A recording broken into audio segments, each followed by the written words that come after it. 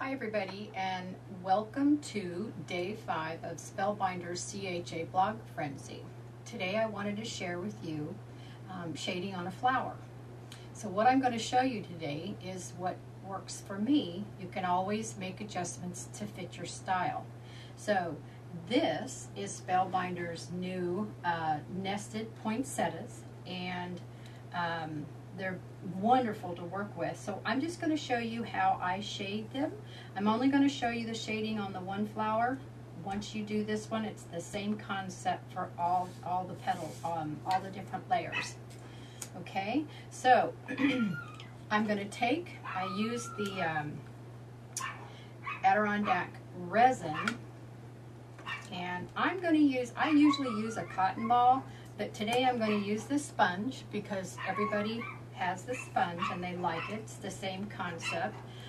I, however, like the cotton ball. This has a lot of ink on it. So, secret here, stay in the center and work out. Don't touch your tips. So you're going to just start in and you're going to use a lot of ink and you're just going to start working out.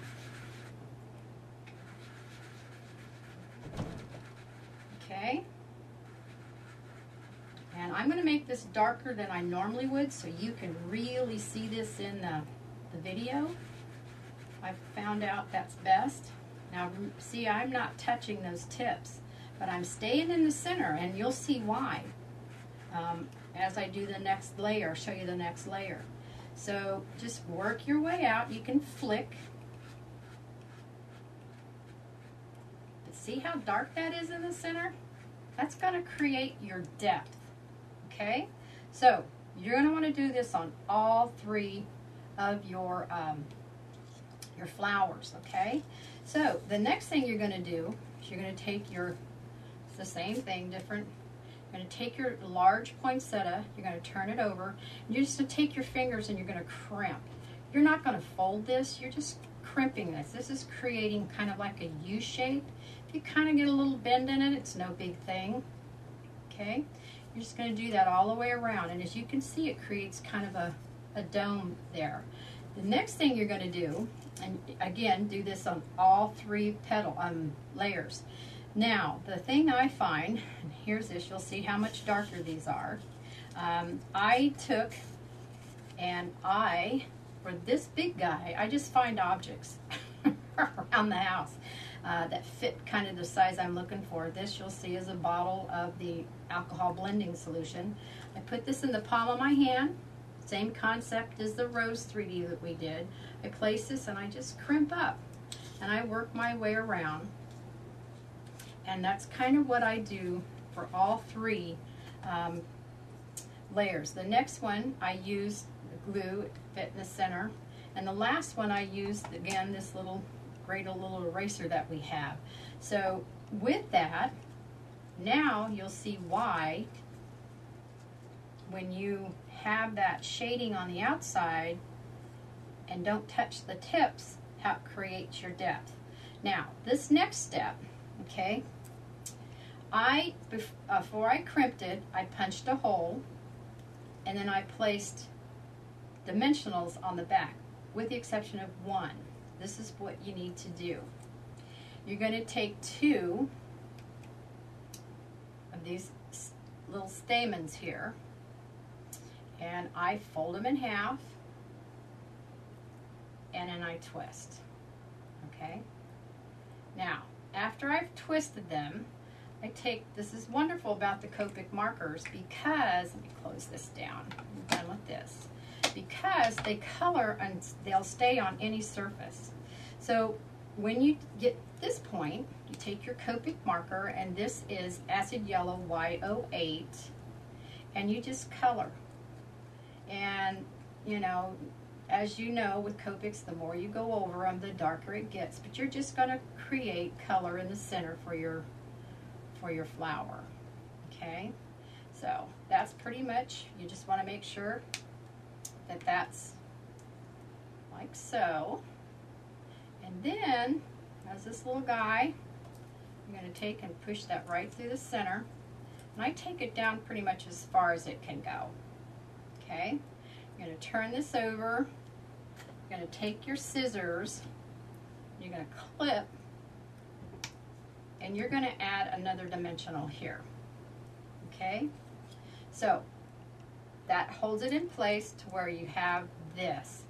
But I want to point something out to you, and this might be just my little pet peeve, but have you ever picked up a project, and these are dark colors, but you see this white? This is a Copic marker, again, it's lipstick red R29. Because you're going to see this in between these layers, I just go around and I color that what you think is going to be seen from the outside looking in. Does that make sense? And you go all the way around. Let's just keep going all the way around. And you're going to now, already got this attached, pull off the back sides.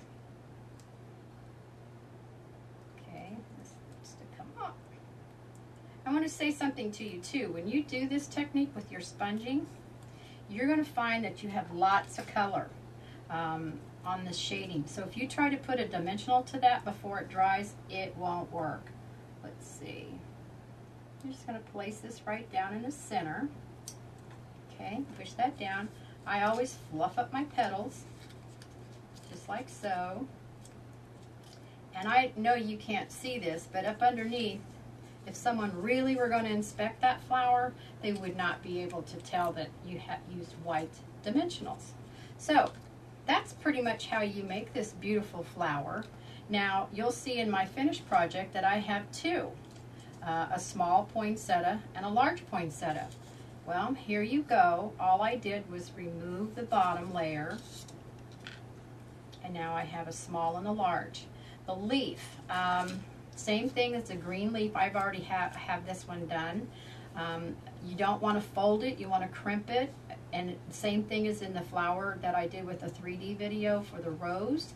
Just push this together. I always try to make sure that my leaf tips are down, and this is flat because it's going to want to tuck up underneath. Okay, so when you have that, I'm going to show you this. I don't like showing you finished stuff on. Here is this pretty flower. It's kind of like the just a yellow greenish poinsettia. This is my favorite poinsettia, but this is what you can achieve. I'm going to set this here. I hope I can get all this in. This is what you can achieve with these beautiful, beautiful flowers. So with that, I hope that you have enjoyed my tutorial today, and remember to follow the rules and links below to be eligible to win this die and maybe the grand prize, which is all of them that are being revealed. So good luck to all of you, and thanks for stopping by.